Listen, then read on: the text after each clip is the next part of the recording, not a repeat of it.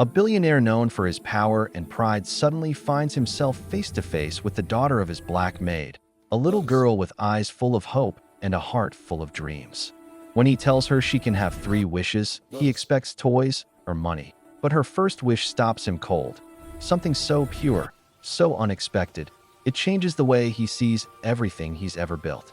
Got it. The morning sunlight poured through the tall windows of the Bradford mansion, spilling across marble floors polished to a mirror shine. It was the kind of house where silence had a sound, cold, expensive, and empty.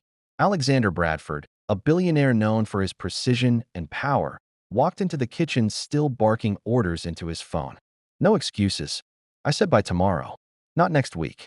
Across the counter, Lydia, his black maid, quietly wiped the granite surface while her 9-year-old daughter Amara sat on a stool, drawing on scrap paper. She looked up at the sharp tone in his voice. "Mr. Bradford," she said suddenly, "you sound like you fight people every day." Alexander paused, phone still in hand. "Excuse me." Amara smiled, swinging her legs. "Mama says people who fight too much forget how to be kind."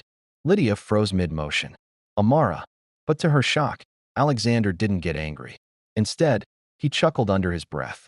"Your mama's right. Smart woman." "She is," Amara said proudly.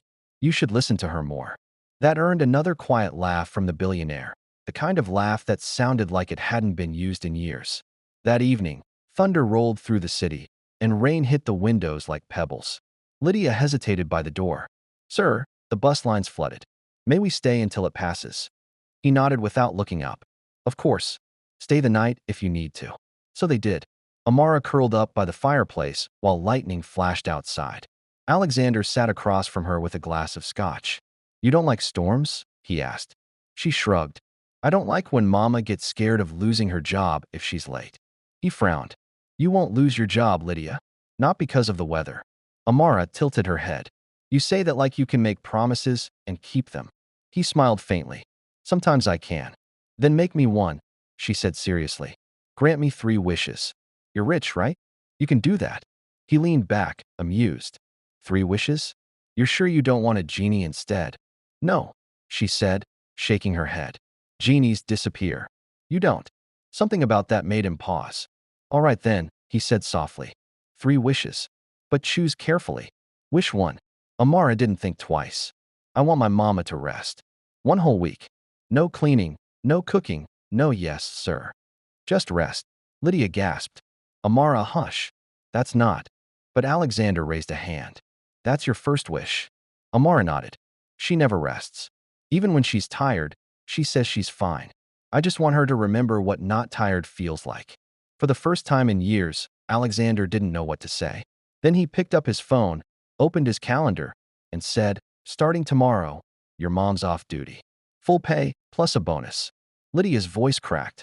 "Sir, please, I can't." He smiled gently. "You can. That's an order." Amara's grin lit the room. "See, Mama? He's not mean. He's nice, just loud." Alexander laughed. "I've been called worse." Wish 2. The next day, he found Amara sitting on the garden steps, braiding flowers into a crown. "All right," he said. "What's wish number 2?" "I want you to eat lunch with us," she said cheerfully. He blinked. "Lunch with you?" "Yes. Like family. Mama says you eat standing up." "That's bad manners." He almost refused, then stopped. "Fine. But if I sit down, you can't talk business."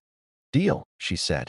Lydia cooked a simple meal, rice, vegetables, cornbread, and they ate together in the small side dining room. The billionaire who'd spent years eating alone found himself laughing at Amara's stories about her school, her cat, and how she once tried to sell lemonade for $1 billion. When he accidentally spilled his drink, he muttered, "Damn." Amara gasped. "Bad word. You have to say one nice thing about yourself." He smirked. "Who made up that rule?" "Me," she said proudly. "Mama says we forget how to be kind to ourselves." He thought for a moment. "All right, I guess. I try to be fair." Amara nodded. "Good. You should say that more." And for the first time, he realized he hadn't felt lonely through an entire meal. Wish 3. A week later, Lydia was glowing. The rest had done her good. Alexander noticed it immediately. That evening, Amara found him in the library. "You still owe me 1 wish," she said, climbing onto a chair. He smiled. "All right. What's your third? She folded her hands. I want you to stop being alone. He blinked. I'm not alone. Yes, you are, she said softly. You have a big house, but no one to eat dinner with. Mama says you used to have a family once. Maybe you can start again. Lydia's eyes widened. Amara. But Alexander just looked at her daughter and then at her.